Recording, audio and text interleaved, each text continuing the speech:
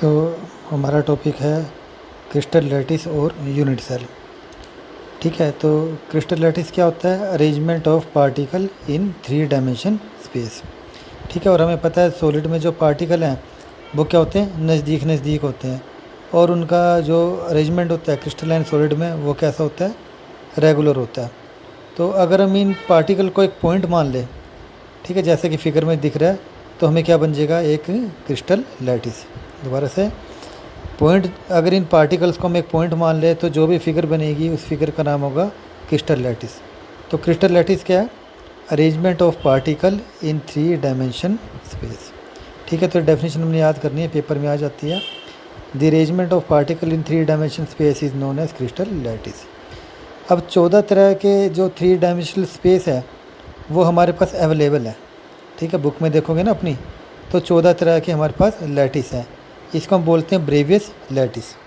ठीक है, क्योंकि एक फ्रेंच मैथमेटिशियन था, तो उसने इसके बारे में बताया था। तो इसका जो 14 जो लैटिस है, इन लैटिस का नाम है ब्रेवियस लैटिस। ठीक है, दोबारा से देखो, ये वीडियो में आ गई है। तो अब हम पढ़ते हैं crystal lattice and unit cell. ठीक है, तो यहाँ पे क्या होगा? हर एक जो पॉइंट है ना क्रिस्टल लैटिस पे, उसको हम बोलेंगे लैटिस पॉइंट, या उसका क्या नाम होगा? Lattice site. ठीक है, तो every point on a crystal lattice is known as lattice point. हर एक जो पॉइंट है, और वो जो पॉइंट है वो एटम भी हो सकता है, मॉलिक्यूल भी हो सकता है, और आयन भी हो सकता है। ठीक है, और इस लैटिस साइट बोलेंगे या लैटिस पॉइंट बोलेंगे। और ये क्या हो सकता है? ये जो पॉइंट है एटम, मॉलिक्यूल या आयन हो सकता है।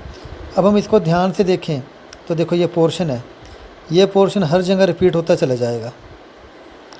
ये जो ग्रुप ऑफ पॉइंट्स हैं, ग्रुप ऑफ एटम है, ये क्या हो रहे हैं? हर जगह रिपीट होते जा रहे हैं। तो ये जो रिपीटिंग यूनिट है, ब्लू ब्लू में दिख रहा है, इसको हम बोलेंगे यूनिट सेल। तो यूनिट सेल क्या है?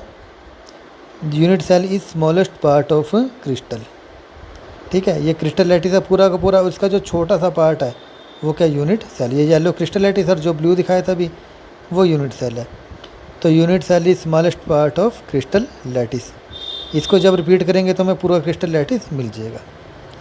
अब यूनिट सेल के बारे में पढ़ते हैं। यूनिट सेल क्या है?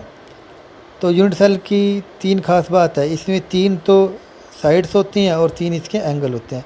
जैसे एक्स वाई जेड 3 एक्सिस है, एक्स के साथ वाली जो साइड है सी है, वाई के साथ वाली बी, और जेड के साथ वाली साइड जो ए है। ठीक है, तो हर एक यूनिट सेल है, उनकी 3 साइड होंगी, ए बी सी।